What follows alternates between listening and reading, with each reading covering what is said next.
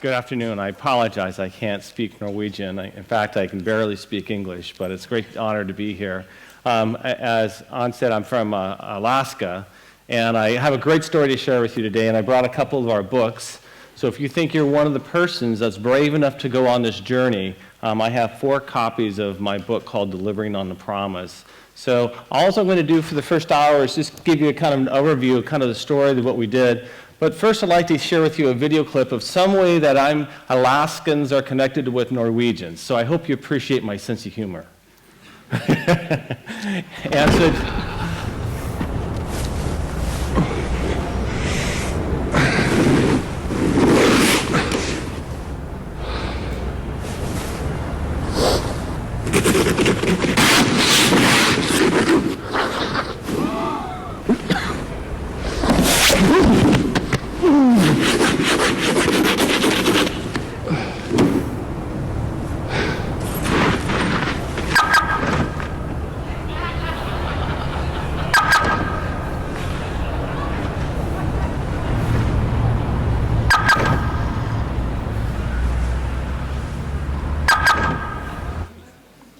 So I hope I didn't offend anybody with my sense of humor on that.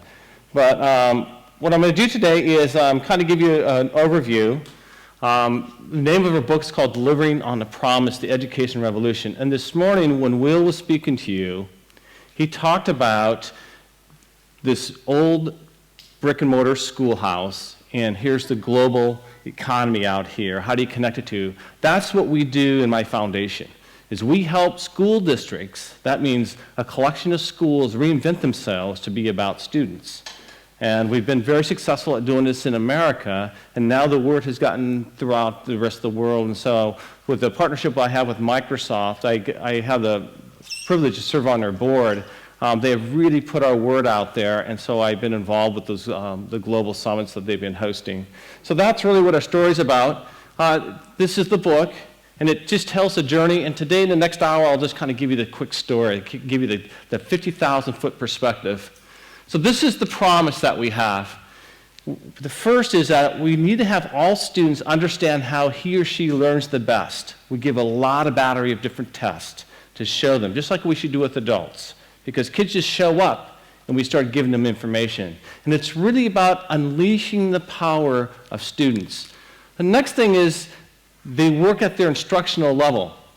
That means it's transparent, the whole system. And they work always at their instructional level, not at their frustration level or not at the boredom level. And then they can do what Will talked about. They can navigate their own learning without a teacher. That's the systems that we are trying to build. Teachers' role becomes much different than they are right now. And the challenge is, how do you do that? And then finally, they'll be able to compete in a global economy. That's what this story is about in this book, is how do you set up whole systems, not just great teachers like we have in this room, but how do you get every teacher in the organization doing it? And even though the story started in my classroom, I grew it into a district of only 250 students, but now we're reaching 50,000 students that are doing this in America. And our goal is to reach 1 million, and it's going to go viral very quickly. Well, with that, I had this video clip. This is video taking place in Alaska in my school district. And the metaphor here, I'm going to turn the sound off. The metaphor I'd like to share with you on this is I once was a student. This is me when I was in school. I went to Catholic school in America, and my experience was horrible. In first grade, I remember I didn't pass religion because I couldn't make the sign of the cross right. And I remember I saw this girl up in front. She was a really pretty girl, and I wanted to write her kind of a love letter. And her name was Penny, and I said, "Dear Penny, I love you. You can kiss me if you want." And I put that note on her desk, and I was so excited to see what she'd do. Remember, I'm just a little kid. I'm 5 years old. And she took the note, and she ran up to Sister Rosario and handed it to the nun. And Sister Rosario, with her big fingers, I remember she had those long fingers, she does this to me. And so in front of the class, she had me read that note. That was my experience at first. I failed religion, and I was just ridiculed for doing that thing. It was something trying to express my feelings. So my experience and all the way through school was not very good. I'm very ADD, I'm very LD. I have a really bad speech impediment that I try to overcome. And you'll watch when I present to you, sometimes I get stuck on words. But it's really, I have a deep passion for children.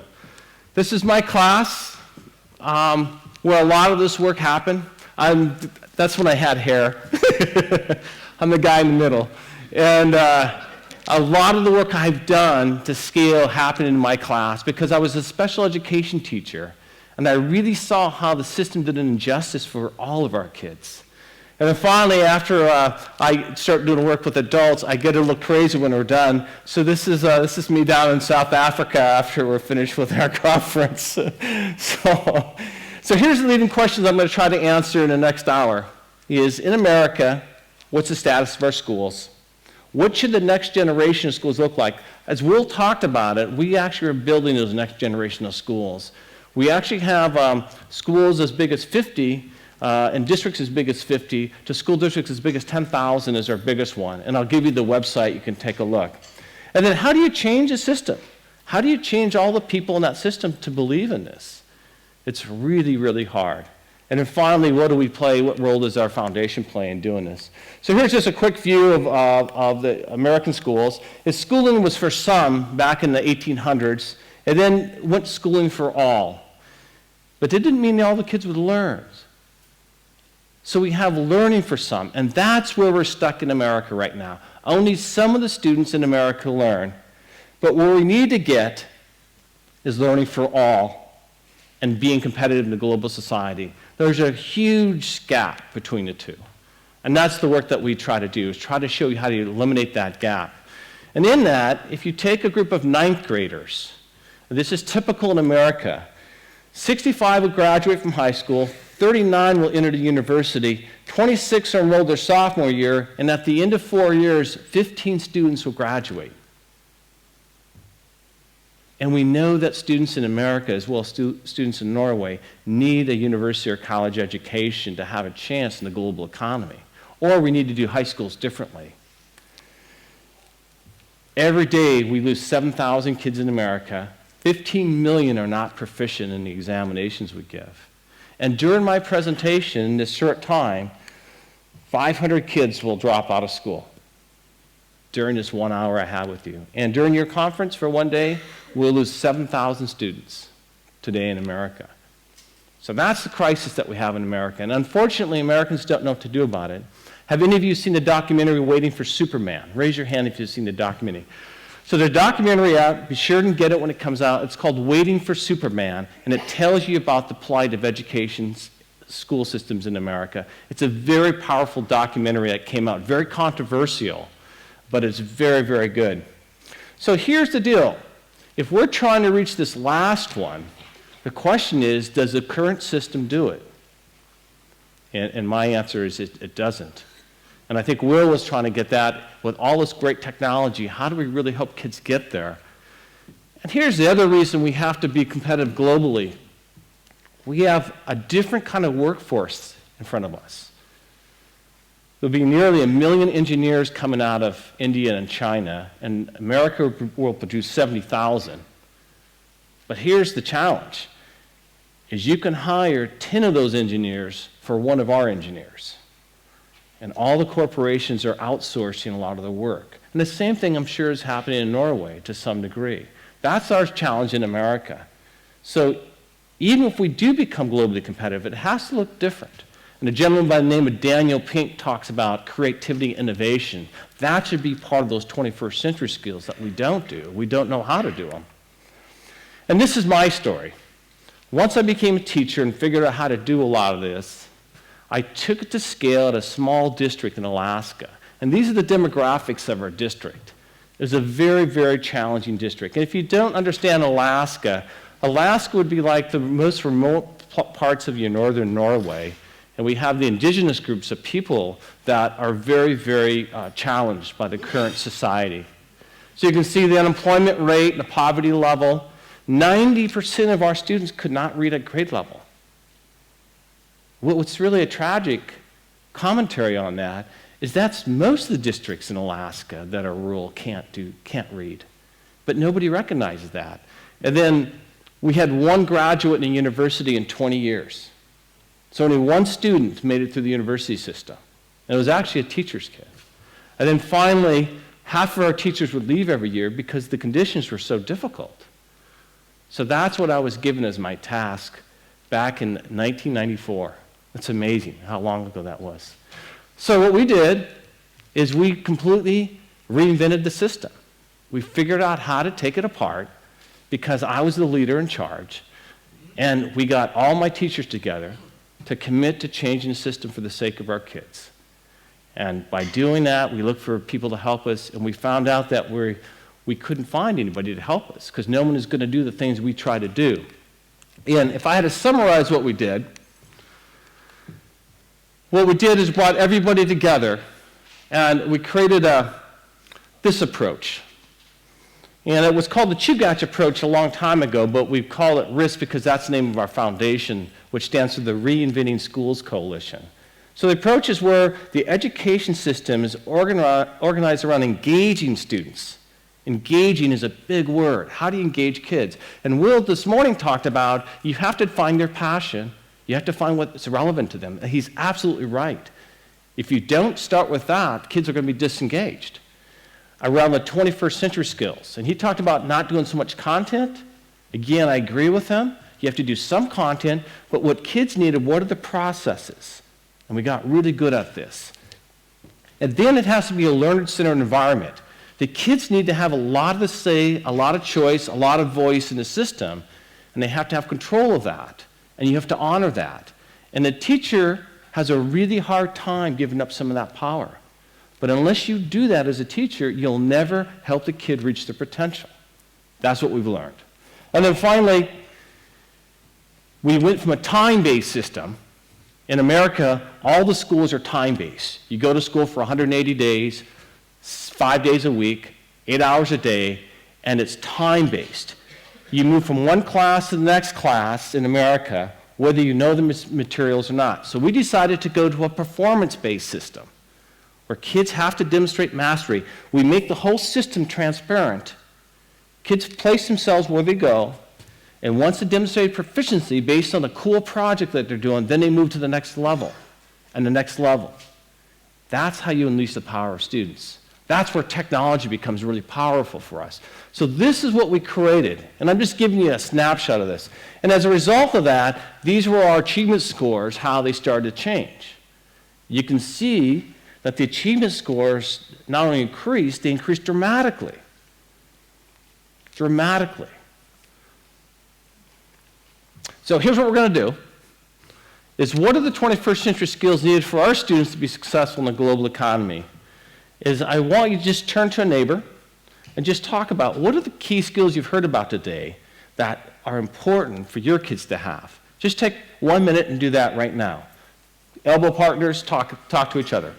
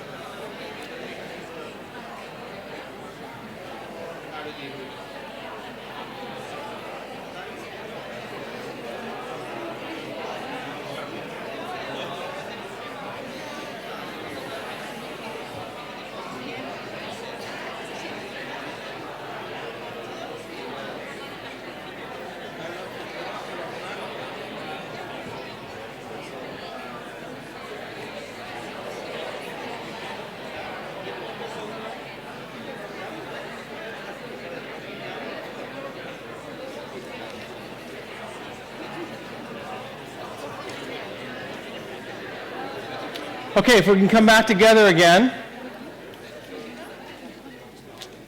Focus back up here. And I'm just curious if you guys will do me a favor, being from out of the country and you want honor. I'm just going to do a process we call wave the wand. So I'm going to have my hand start over here, and I just want you to shout out what was one of the 21st century skills that you talked about that need to happen. So think about it first.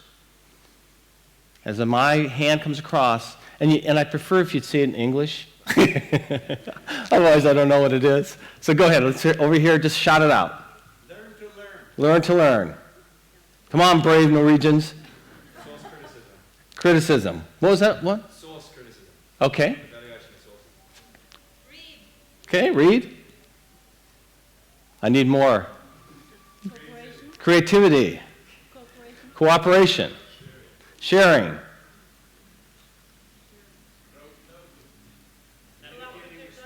Networking. What was that last one? Social skills. Social skills, personal social development, critical thinking. So when I do this around the world, people come up with basically the same thing, and if I had you write it on Post-it notes and put it up there, you'd see we'd agree to it. The problem is, ladies and gentlemen, is schools don't know how to lay that out and how to instruct and how to measure that and how to grow that across a K-12 continuum. And that's what we did. So in this video clip, I want you to look for the different 21st century skills that we do. So this is the video clip. My district, when we were getting those achievement results, our State Department accused us of cheating. They said we were cheating, that we're cooking the test scores. And so what they did is, what I did is I went to the most rigorous validation in the world that you can get in education. In America, we have an award called the Malcolm Baldrige Award. Has anybody ever heard of that? Have you ever heard of the Nobel Prizes? So it is the equivalent of the Malcolm Baldrige Award is equivalent of the Nobel Prizes that you guys give. And it's the most rigorous requirement. In fact, there are probably 500,000 educational organizations that can qualify for the Baldrige. In the 30 years that award has been around, there's only been 5 winners ever. We were the very first in America to win this because we proved to the government, we proved to all our critics that you can reinvent the system and attain unbelievable results. And they spent a team of 7 that spent 1,000 hours going through all of our records, all of our test data, all of our processes. So it's the most rigorous validation in America that we have. And if you're interested, you could get that same criteria and apply it to your system if you want to be world class. And you can go to NIST.gov, and on there is the Baldrige criteria.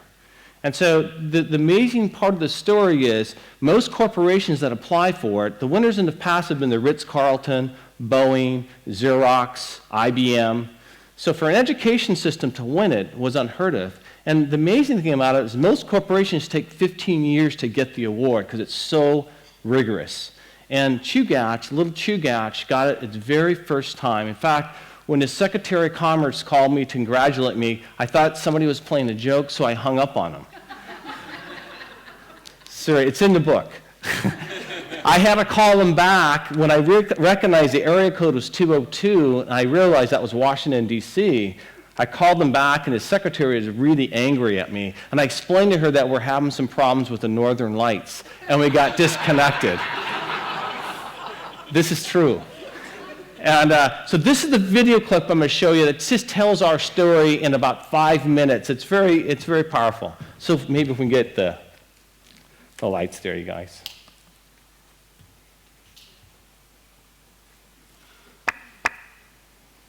And video. Chugach School District, recipient of the 2001 Malcolm Baldrige National Quality Award in Education.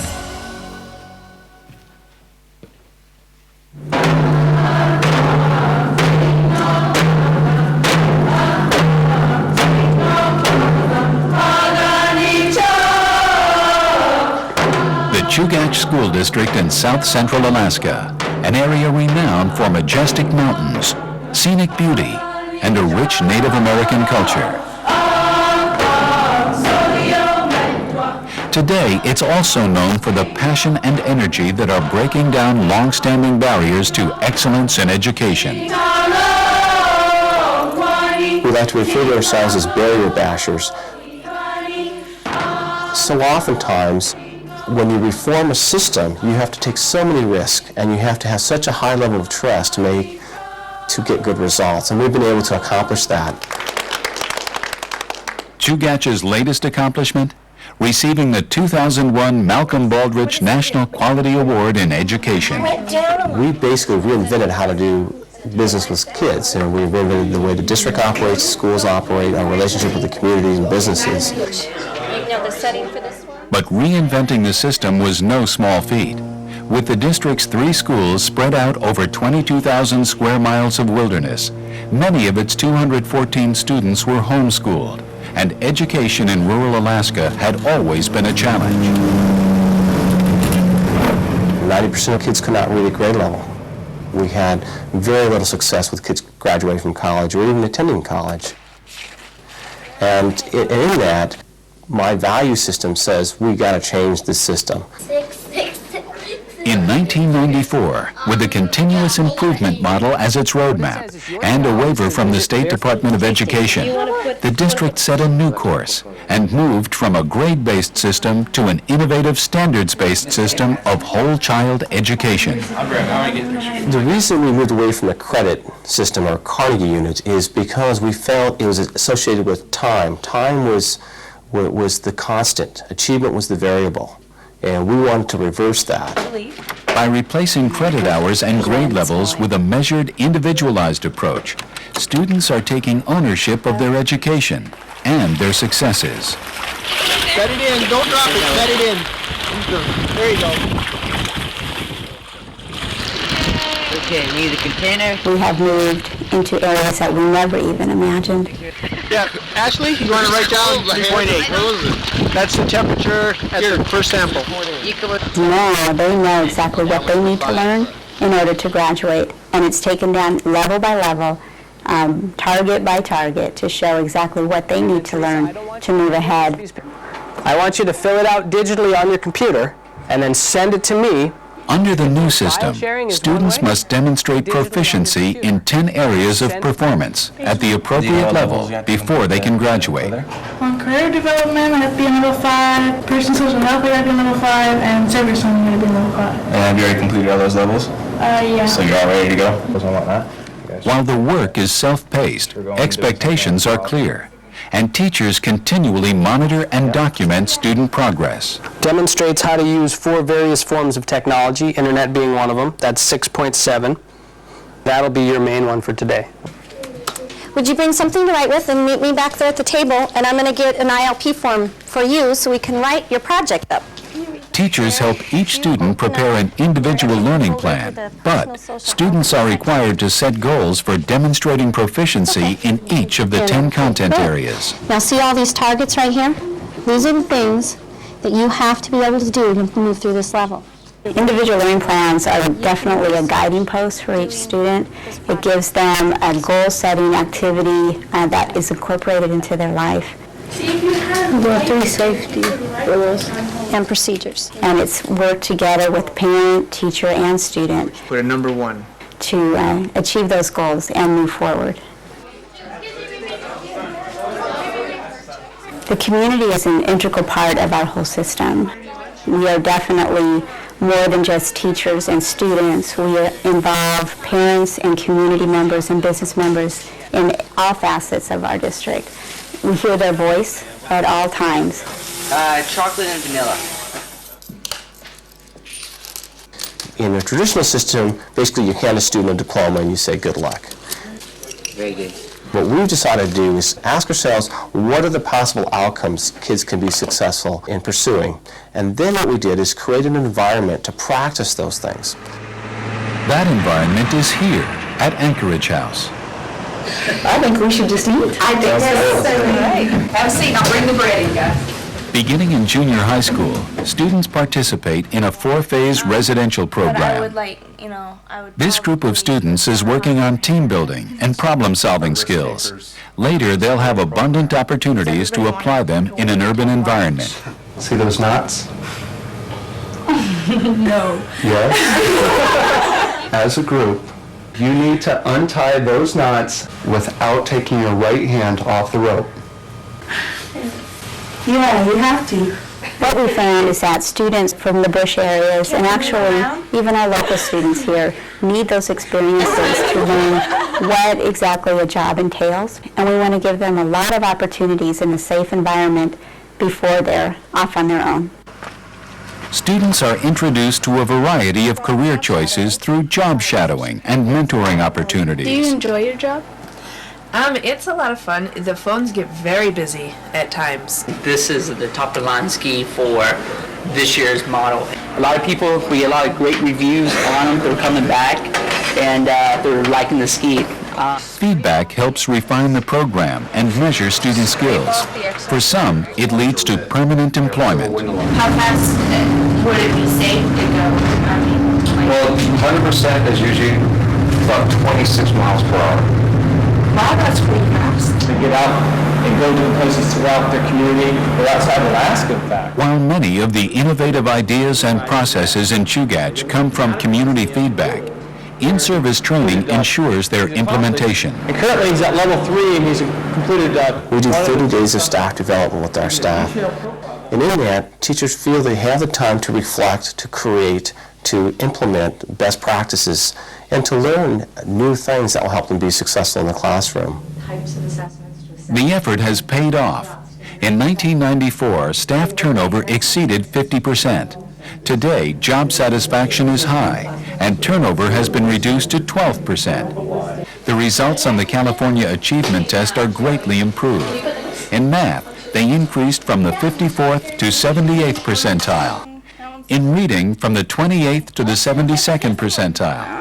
And in language arts, from the 26th to the 72nd percentile. The percentage of students taking college entrance exams has risen from 0 to 70. And in 3 subject areas tested in Alaska's high school graduation qualifying exam, Chugach topped the state average. Today, 12 other school districts in Alaska are replicating the Chugach model. At the end of the day, it's so rewarding to look back and see the growth that every child has made because they're working individually on their level. They're excited, and that just feeds right into what you feel yourself. This one. But you know that they have a lifetime full of tools to carry with them because of all the work that has been done. We're so excited about what we can do to get better. And we've become a mentor for many other districts, and our goal is to impact 1,000 districts or 1 million kids in America through our successes. That's our dream, that's our hope.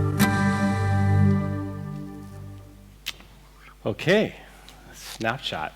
So, thanks. So again, in the book, it tells that whole story that goes with that, and a lot of the trials and tribulations. In the village of Tutitlik, they honored me with a native name, and that's a big honor. And they give you not only a name, but they give you a burial plot, a place to bury you in the cemetery. And my native name, you know, was Machnach. And I thought it was something really cool, like, you know, like soaring eagle or courageous bear, but it meant shiny head.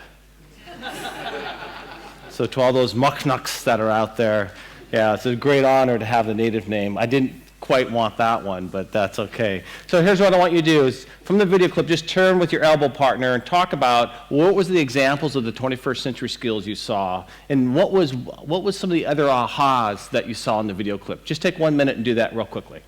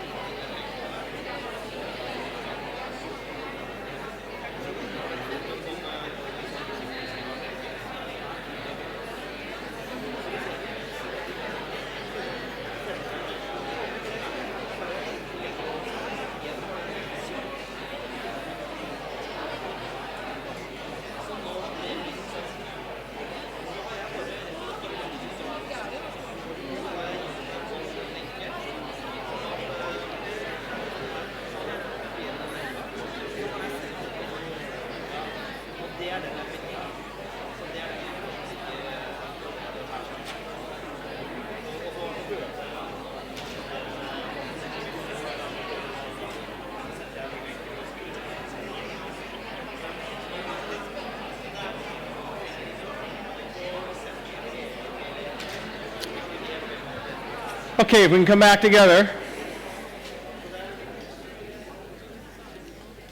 So just to clarify a few things, so we actually bought a house in Anchorage, which is our urban, would be like Oslo, and we'd fly those students in from those villages because they could not survive in an urban environment.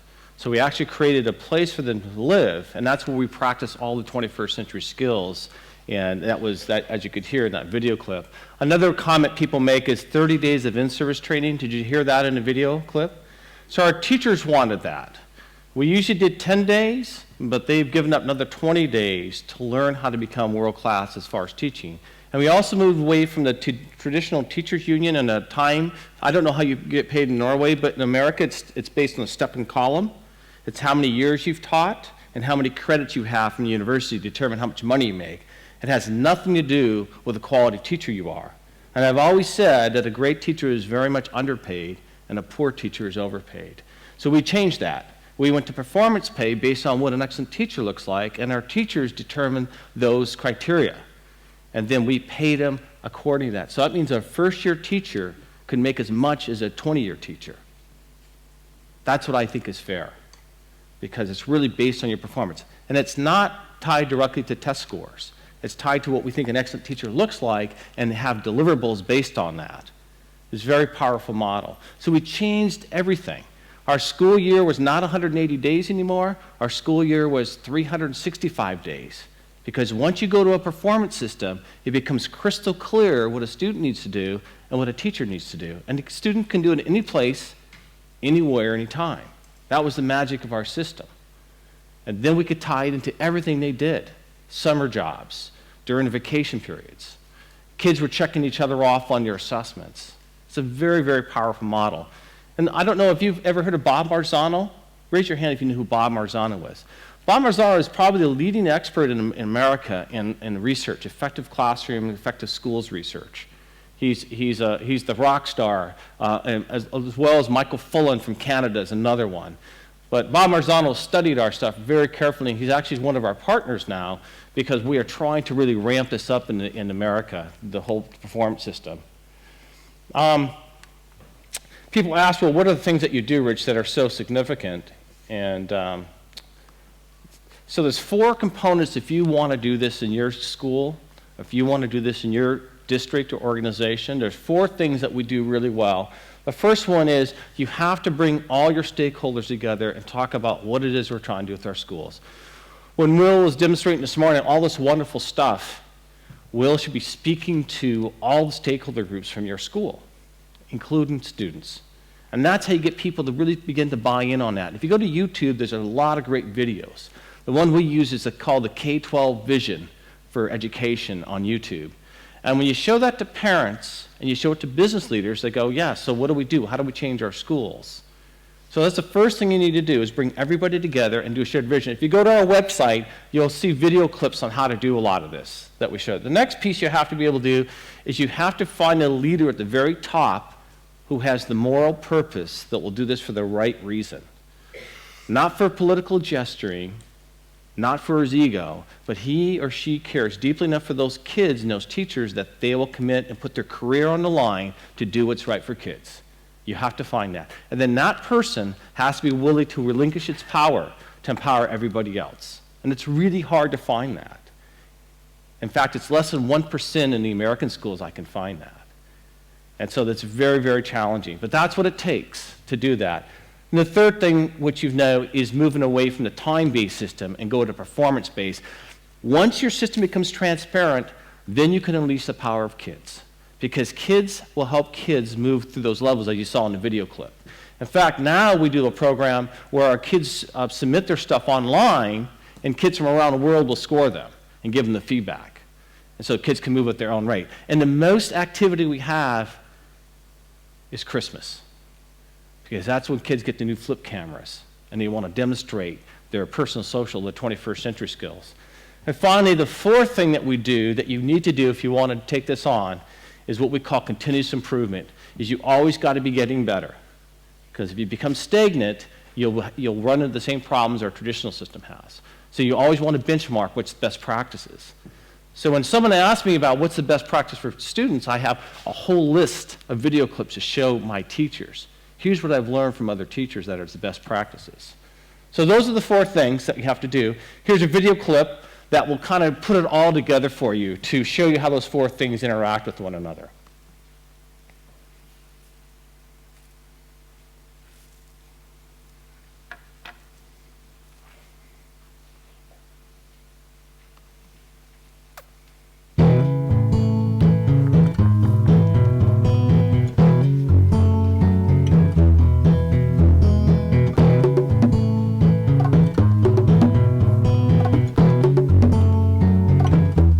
Where do we start reinventing our schools?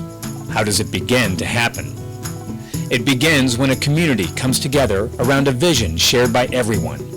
A vision of students setting goals, knowing where they stand, and learning to their full potential. A vision of leadership at every level. A vision of parents and grandparents, students, teachers, and principals who can say, "This is our school." Our shared vision, our leadership, our standards, our commitment to continuous improvement. This is how we begin to reinvent our schools. This is the Reinventing Schools model. The traditional system is obsolete. It was never intended to educate all kids. We've been using a lot of words in our number. It was a selecting and a sorting system back in the turn of the century. Well over 100 years ago, what we have now was in place, and it was just a different time with different needs. If you look at the research in light of the question, does the current system work? There's more research to indicate that it doesn't work than it does.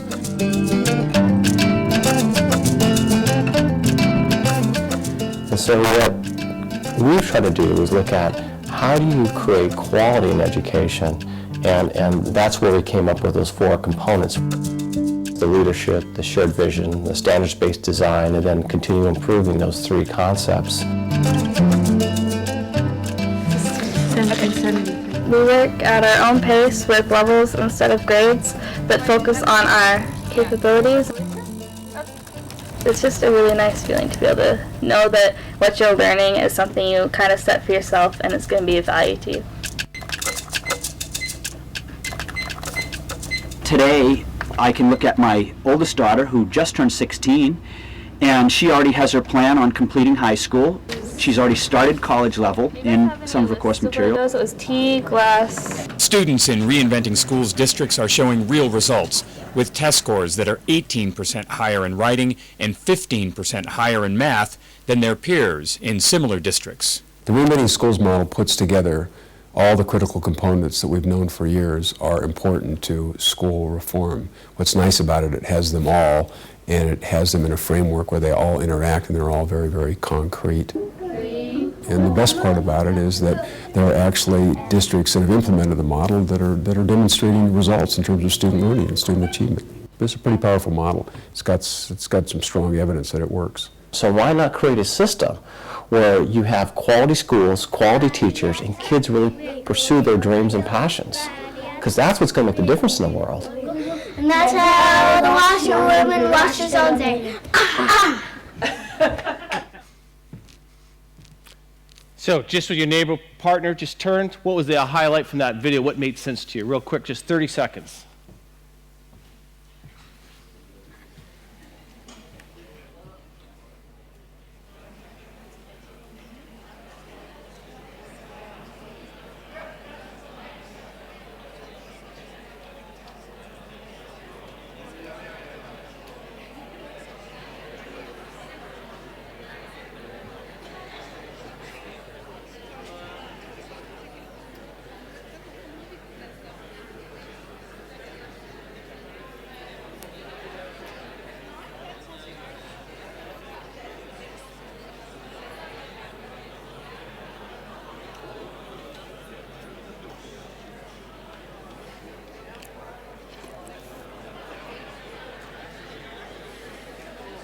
Okay, and let's come back together.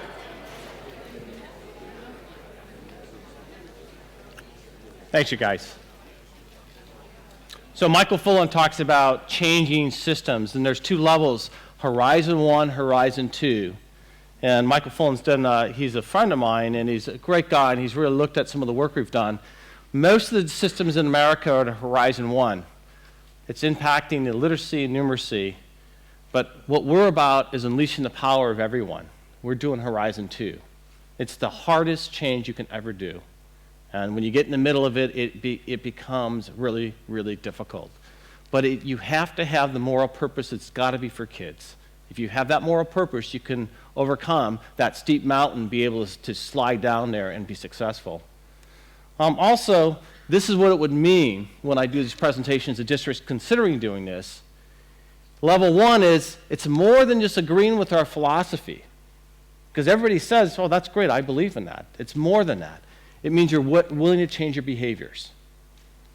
And that's what's really difficult, because we've been stuck in the system. We grew up in the system. And now you're asking me to change completely what I do. Well, what does that look like?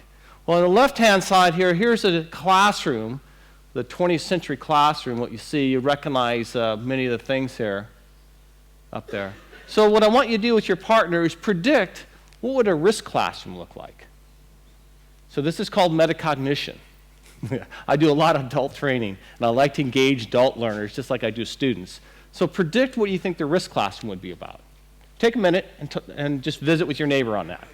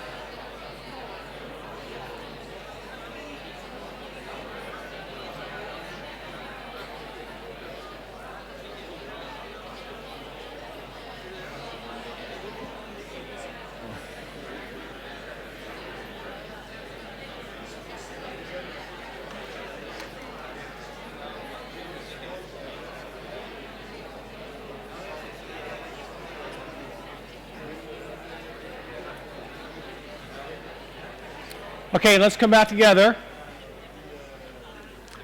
You might not have got through all of them. But in a risk classroom, if you go to visit one of our 1,000 classrooms in America, on the right, this is what you would see. So again, it's based on performance. So when I sit down next to the students, I'll ask the students 4 questions. I'll say, tell me what you're learning and why is it important? How do you know when you've learned it? What do you do when you get stuck? And what do you do when you're finished? And the answers I get are very powerful. When I ask them why they learn it, they can tell me the moral reasoning behind the learning. It's something important to them. How do they know when they've learned it? They show me the capacity matrix they've created, or rubrics or scoring guide. When they get stuck, they have a whole bunch of tools and processes they can go to get help. The teacher is the last option on there. Then finally, what do you do next? They go to the next level. And the students can articulate that all the way down to 5-year-olds can tell you that story. That's the litmus test when I go in these classrooms. And I do that all the time. It was funny that I was in Denver, Colorado, one of our districts, and I was interviewing the students. And I said, well, hi, my name's Mr. D. Nice to meet you all. Do you guys know what I do? And they go, no. I go, well, I'm kind of your teacher's teacher. And they looked at their teacher and back at me, and they go, God, you must be really old. And the other one says, well, he is, because he's bald. So this is what our system looks like. But the last one is the most important. Is in our best classrooms, students gain 3 years in 1 year. My prediction is when these districts get really good, they'll have university graduates by the time they're 18 out of the system. That's what's going to happen. That's my prediction. Because you are unleashing the power of the kids, and you are unleashing the power of the teachers, even though at the time they don't know it. That's what we're doing. So here's a video clip from a principal's perspective. This is I'll give you this website. It's a great website. If you want to really capture what this looks like, go to their website called Highland Tech High. And this is a principal who has been there for 4 years, and he just talks about the impact this has had on his students.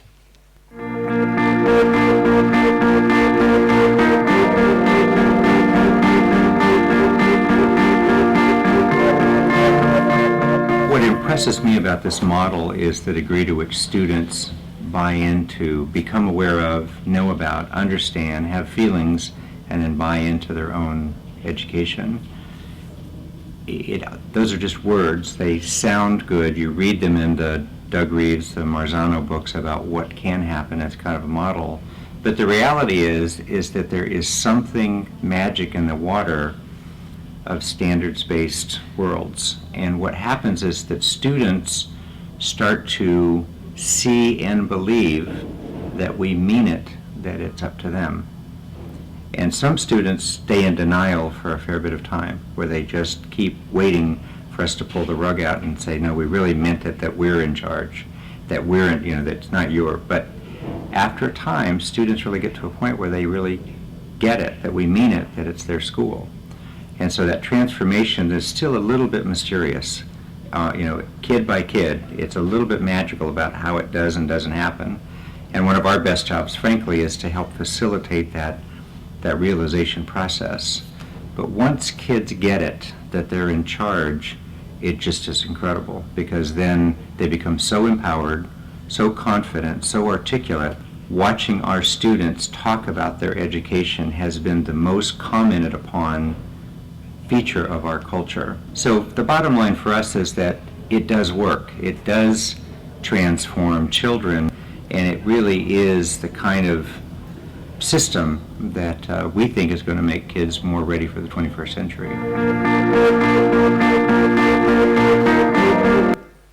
What's really exciting about Highland Tech High is I bring those students with me all throughout America, and they present with me. They do keynotes with me, and they actually lead up to 500 teachers. They'll do the training. That's how well they know their education, and they know the tools and processes. And maybe next time I get invited to Norway, I'll bring a team of students with us, because they are so good, and they're so convincing about what has to happen. So this is really about change. It's about personal change, and it's very difficult. But let me tell you, if you decide to take this on, there's 3 groups of people that you have to convince to do this. And right now in this room, we have all 3 groups. The first group is I call the omnivores. 20% of you in this room are like, God, let's do this. This makes absolute sense. Give me that book.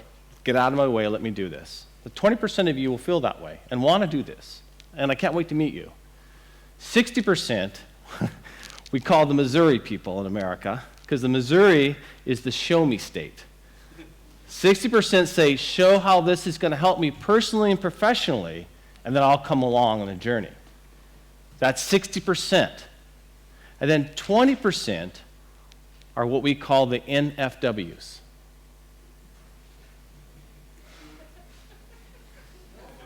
It doesn't stand for not feeling well either. The no friggin' way people are your most powerful individuals in a teaching force. And they gain power from the negativity and the energy of negative energy that's in the system. And our job is to help convince them transform that 20% to become zealots. And you can do that. We've done it many, many times. We know a process to do that.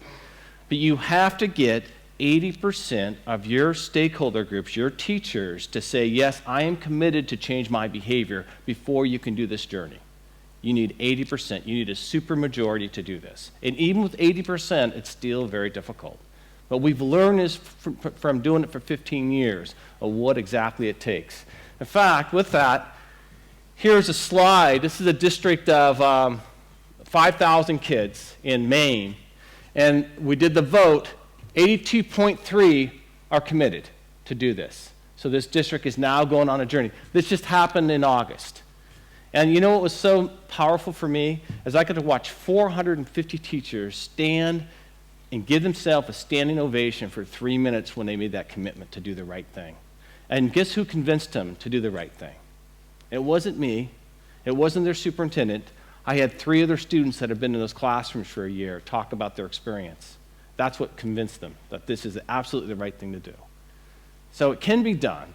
It's very hard. The book is a great start to begin to understand what this takes and what it's about.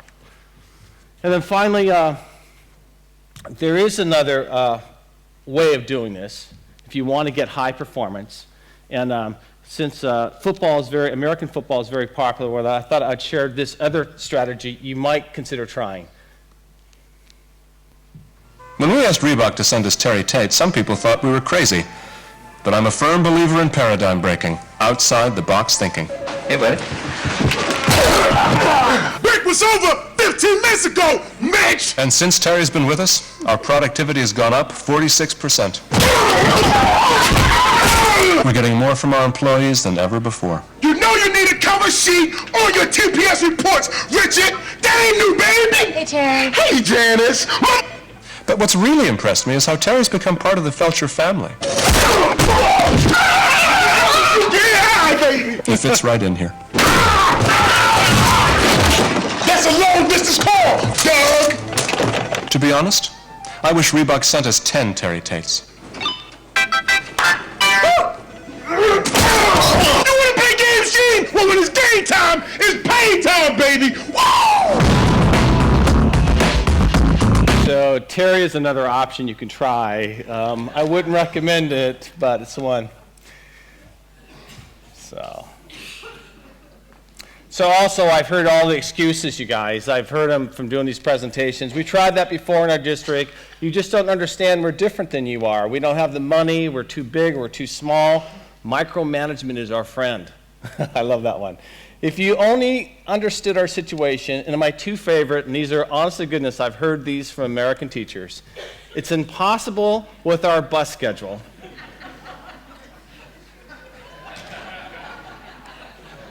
If only we didn't have any students, I think we could change a few things. So with that, I have a child's perspective. This is a student's capturing what this means to her using technology. And she speaks fairly quickly, so I hope you can understand a lot, but it's very good what she does here. Should schools be more like video games?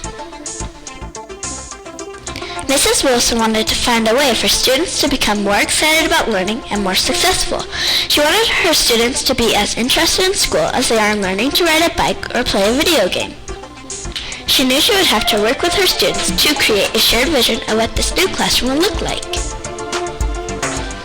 What if school was organized into levels so students were working to be successful not based on their age but on their performance? What if students had a manual that explained exactly what they need to know and need to do in order to be successful? What if students were given time and resources to learn at their own pace and their progress was not dependent on progress of other students? So, Mrs. Wilson knew she couldn't do this alone and went about creating the system to make school more like these what-ifs. When school starts in the fall, students will be invited to partner with their teacher in their learning so they can be prepared for the 21st century. After completing their assessments, students will create goals and a capacity matrix to monitor their learning. Students will be taught in large groups, small groups, and independently. They could work on their own, with a group, or with Mrs. Wilson. Students will know exactly what they need to do to succeed and be proficient. Teachers will show students rubrics to help them know what they need to do to learn. Students can also use other classmates' quality work as examples to help them. Teachers, parents, and students can keep track of student progress on the computer, and parents will know how their child is doing and how to help at home. Students will know exactly what they need to do to learn and feel as though they are at the center of their learning. Teachers are excited to start the new system and know it will work better for their... Uh-oh, little video glitch there on that one. So what can you do? First, visit our website. There's a lot of videos on there. If you go under the videos, under resources, get a copy of the book. You can get it on Amazon, and I'll be glad to share these four with you guys. And finally, visit the websites. These are two websites you can go to. I'd recommend you, because you guys have higher kids. Highland Tech High is the one in Alaska that you saw some of the video on. It's an excellent one to go to. The website's very clean. It's not overwhelming. The one that's most comprehensive is the one of 10,000 students called Adams 50, so sbsadams50.org. It is very, very comprehensive. It's won many awards for the best website in America for education. It has video clips, it has documents, it has books you can download to show you how to do it. It actually gives you the K-12 scope and sequence, and it's all open source, so they want you to take this stuff and use it. And they have openings every month to come visit. Those are some things that you can do. So here are the questions I try to answer. How are schools doing? What do we do if we want to change them? What does it look like? And what role do we play? So we're a nonprofit foundation, and what we do is we try to help people on that journey that are committed to doing it. Again, this is going to go viral in America. This will be the next big wave that will hit America. The reason is because all the policymakers in Obama's administration have contacted me and have taken my advice on how to change policy to support this kind of innovation. And I think it will happen in other places. One of the things, I made a lot of mistakes as a leader, and I continue to make them as my role now, but one of the good things I did is I had a 16-year-old student of mine in Chugach, and his parents were both in jail because of drugs. And he said, Mr. D, can I do something to help on the Baldrige Award? And the Baldrige Award is a big deal. You get to go to the White House. I had a couple encounters with President Bush. And I said, how would you like to give the acceptance speech? And so I called the people in the White House, and they said, absolutely not. This is for you. This is for the CEO of the company. You cannot have a student get up there. I said, well, we can't come then. And there's this long pause. I said, talk to me, call me back if you change your mind. And I hung up. And 2 days later, I got a call back. They said, okay, we'll let the student get up there as long as you're with him. And so this is what he gave in his acceptance speech, Nathaniel. This is a part of his acceptance speech. But you can see that students really get it. It's about preparing them for the 21st century. And they have all the skills to do it. And here's a picture of the gentleman. You might recognize the gentleman behind him. And there we are at the ceremony. This is the trophy they gave you. It's worth $40,000. It's solid gold inside with the presidential seal. When our district was going into some financial, I considered putting that on eBay. So what I'd like you to do now is what was a question I didn't get to answer? What was an aha for you? So just turn to your elbow partners and just talk about what's a question you want to ask me and what's an aha you'd like to share with the whole group. So take a minute and do that right now.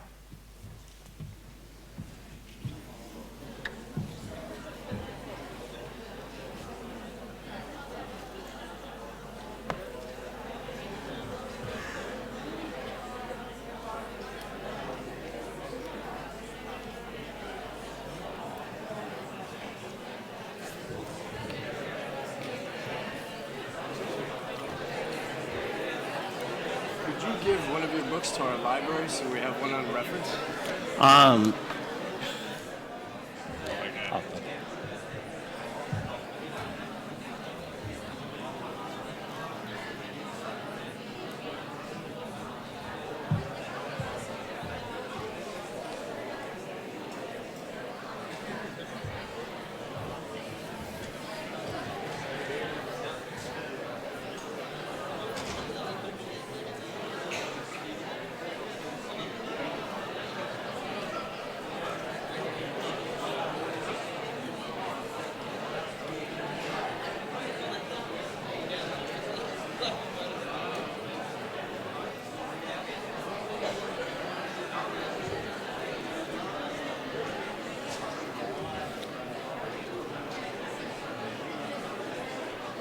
And let's come back with questions, you guys. Any questions on this side you'd like to ask or ahas you'd like to share out?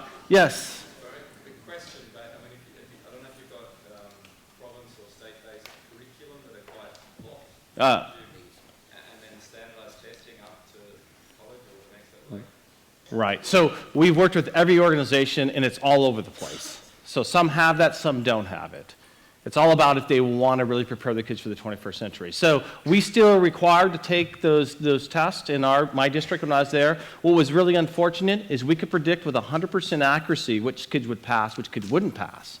And we were going to go for another waiver from the state saying, the biggest injustice we do in America to these kids is we pigeonhole them. Even when we know they're going to fail, we put them through that experience. And because our system was so transparent, we knew exactly. And so we had to take the test when kids weren't ready to take those tests. And we still were able to outperform. What was really powerful about our story is we actually outperformed high socioeconomic school districts. And that was really that's what really got the attention of America, that piece of it. Other comments, ahas, questions? Time to be really brave. This side? Yes, I know you want to ask.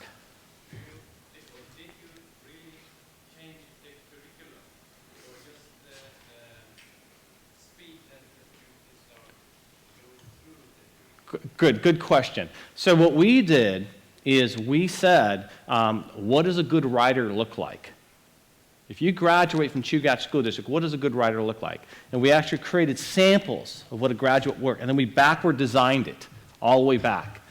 Then we said, what does a good mather look like when he's problem solving? And we backward designed all that. So we had clear samples for kids. See, and the magic of this story, you guys, I didn't get a chance to tell you the story because of our time, but let me give you this snippet, is I had a PE teacher come to me one time and ask me to help him start a jump rope team. I go, what? And I said, why do you want me? He said, because your kids are so advanced when they come to PE about how they solve problems. You do something with your kids, well, I teach them I empower them. He says, I want you to teach them how to do that with jump roping. I said, well, how good do you want to be? And he said, we want to be the best in the world. Okay.